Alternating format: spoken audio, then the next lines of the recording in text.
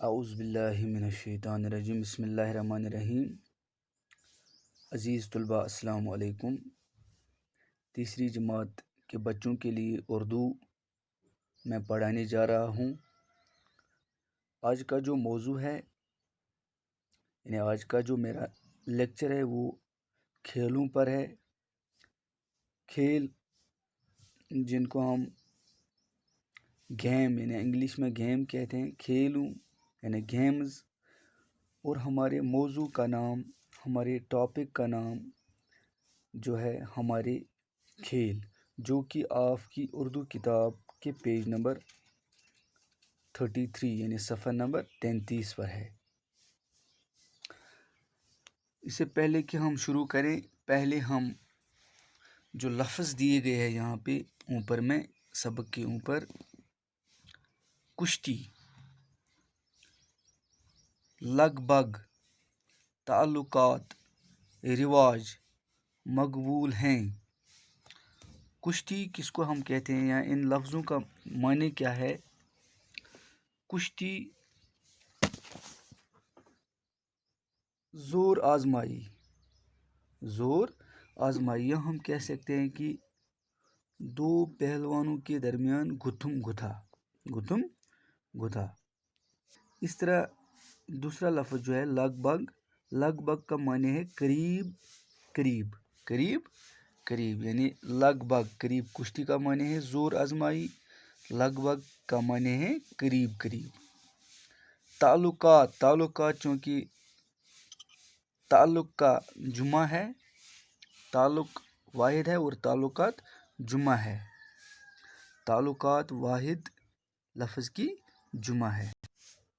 تعلقات کے معنی ہیں میل جول۔ اس طرح سے رواج کا معنی ہے رسم۔ مقبول ہیں پسند، مقبول کا معنی ہے پسند، یا ہم کہہ سکتے ہیں کہ قبول ہیں، مشہور ہیں۔ مقبول کا مطلب ہے مشہور ہیں۔ اس طرح آپ یہ چند ایک تصویریں دیکھو، یہاں پہ یہ ایک کھیل ہے، کھیل رہے ہیں یہ یہاں پہ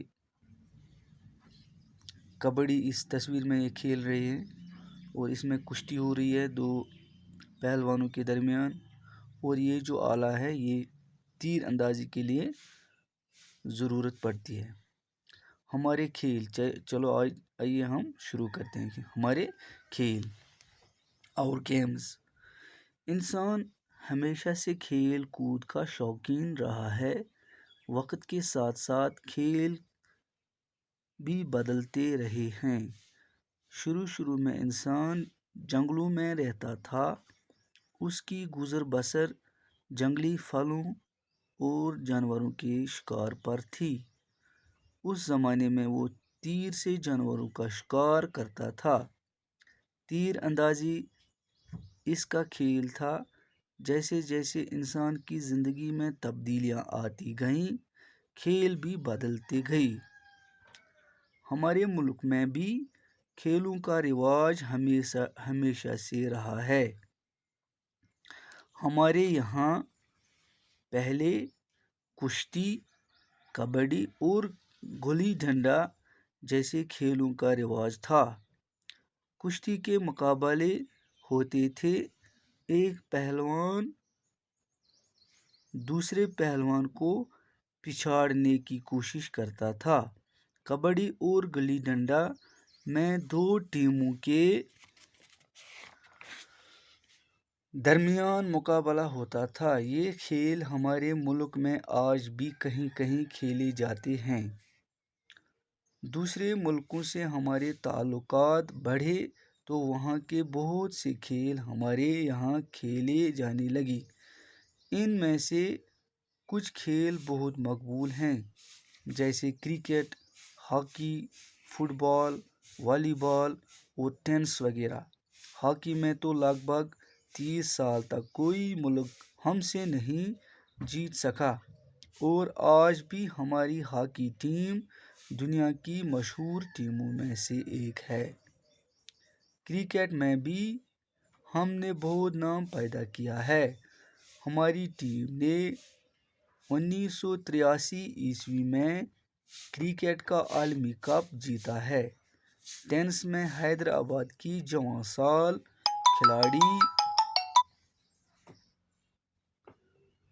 سال کھلاڑی ثانیہ مرزا نے ہندوستان کا نام دنیا بھر میں روشن کر دیا۔ انہوں نے 2003 میں 14 سال کی عمر میں ومبلڈن میں گرینڈ سلیم اعزاز حاصل کیا، جو ہندوستان کی کھیل کود کی تاریخ میں کسی خاتون کو ملنے والا پہلا اعزاز ہے۔ کھیلوں کی اہمیت اب اور بھی بڑھ گئی ہے، کیونکہ ان کے ذریعے ایک دوسرے کے ساتھ میل جول اور بھائی چارہ پیدا کرنے میں بھی مدد ملتی ہے۔ امید ہے کہ آپ اس کی ریڈنگ کرو گے۔ انسان، آئیے ہم معنی جاننے کی کوشش کریں گے۔ انسان ہمیشہ کھیل کود کا شوقین رہا ہے، وقت کے ساتھ ساتھ کھیل بھی بدلتے رہے ہیں۔ انسان جو ہے وہ پہلے سے ہی کھیل کود یعنی کھیلنے کا شوقین، کھان پان رہنے کے ساتھ ساتھ وہ کھیلوں کا شوقین بھی رہا ہے، اور وقت کے ساتھ ساتھ کھیل یعنی گیمز جو ہیں وہ بدلتے گئے۔ شروع میں انسان جنگل میں رہتا تھا، اس کی گزر بسر جنگلی پھلوں اور جنگلی جانوروں کے شکار پر تھی۔ جو انسان تھا وہ پہل جنگلوں میں رہتا تھا، جنگلوں میں، غاروں میں، اور اس کی گزر بسر جو تھی جنگلوں میں تھی، اور اس طرح سے وہ جنگلی پھل یعنی میوے اور جنگلی جانور اس کا غذا تھا۔ اس زمانے میں وہ تیر سے جانوروں کا شکار کرتا تھا، چونکہ جنگلی جانوروں کو پکڑنے کے لیے یعنی اس کا گوشت کھانے کے لیے اس نے تیر اندازی کی۔ تیر اندازی اس کا کھیل تھا۔ تیر اندازی جو ہے وہ اس کا جو جنگلوں میں رہتا تھا اس کا کھیل تھا، اور اسی کے ساتھ وہ شکار بھی کرتا تھا۔ جیسے جیسے انسان کی زندگی میں تبدیلیاں آتی گئیں، کھیل بھی بدلتے گئے۔ جس طرح انسان کی زندگی میں تبدیلیاں آتی گئیں، یعنی انسان جو ہے وہ پہلے جنگلوں میں رہا کرتا تھا، آج وہ بڑے بڑے محلوں میں رہتا ہے۔ اسی طرح کھیلوں میں بھی تبدیلیاں آتی گئیں۔ ہمارے ملک میں بھی کھیلوں کا رواج ہمیشہ سے رہا ہے۔ ہمارے یہاں پہلے کشتی، کبڈی اور گلی ڈنڈا جیسے کھیلوں کا رواج تھا۔ یہاں ہمارے ملک یعنی ہندوستان میں بھی کھیلوں کا رواج تھا، اور یہاں کشتی، کبڈی اور گلی ڈنڈا، کشتی، کبڈی اور گلی ڈنڈا ہم کشمیری میں لٹھی لوٹ اس کو کہتے ہیں، کا رواج تھا، یعنی ہندوستان میں ان کھیلوں کا رواج تھا۔ کشتی کے مقابلے ہوتے تھے، یہاں پہ کشتی کے مقابلے ہوتے یعنی پہلوانوں کے مقابلے ہوتے تھے، ایک پہلوان دوسرے پہلوان کو پچھاڑنے کی کوشش کرتا تھا۔ کبڈی اور گلی ڈنڈا میں دو ٹیموں کے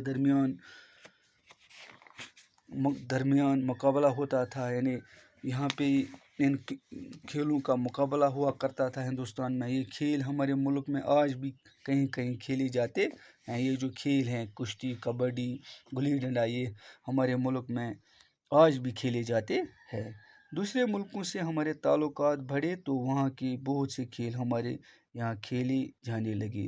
باقی جو ملک ہمارے یہاں پڑوسی ہمسایہ ممالک جو ہیں ان کے ساتھ جو ہمارے تعلقات بڑھے، یا دنیا میں جو بھی ملک ہیں جن کے ساتھ ہمارے تعلقات بڑھے ہیں، ان کی جو یعنی ان ممالک کی کھیل ہیں، گیمز ہیں، وہ بھی ہم یہاں کھیلنے لگے۔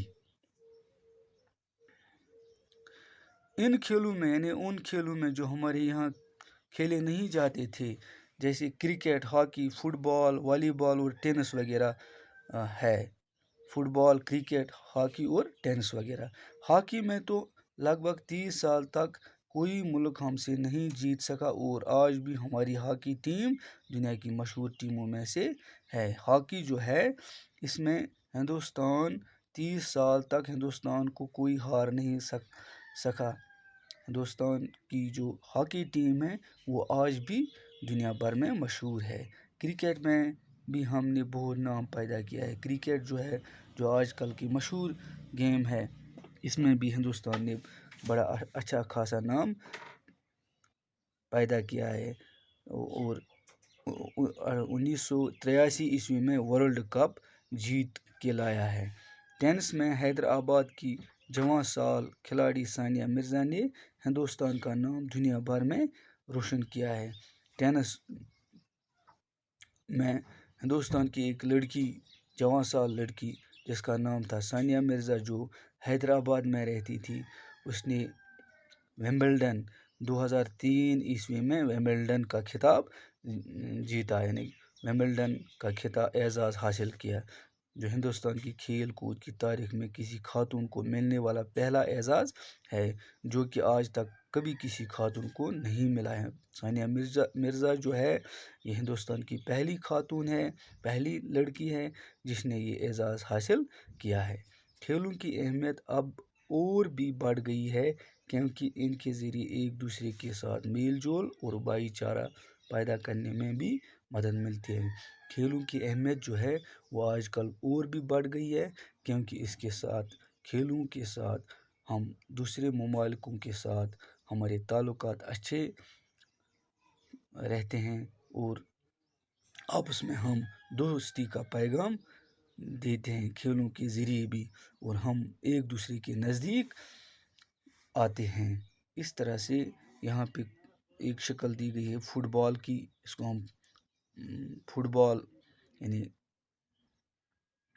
کے لیے یہ گیند ضرورت پڑتی ہے، اور یہ ڈنڈا جو ہے یہ ہاکی کے لیے ضرورت پڑتا ہے۔ یہاں پہ بیٹ اور بال ہے جو کرکٹ کے لیے ضرورت پڑتا ہے۔ امید ہے کہ آپ نے سمجھا ہوگا، اور اس جو یہ سبق ہے اس کی ریڈنگ آپ گھر میں کرو گے، اور اس کا ایک پیج بھی اپنی کاپی پہ لکھو گے انشاءاللہ۔ کل ہم اس کے سوالات جو ہیں وہ کریں گے۔ آپ بھی رہیے خدا کے حوالے، اور مجھے دیجیے اجازت۔ السلام علیکم۔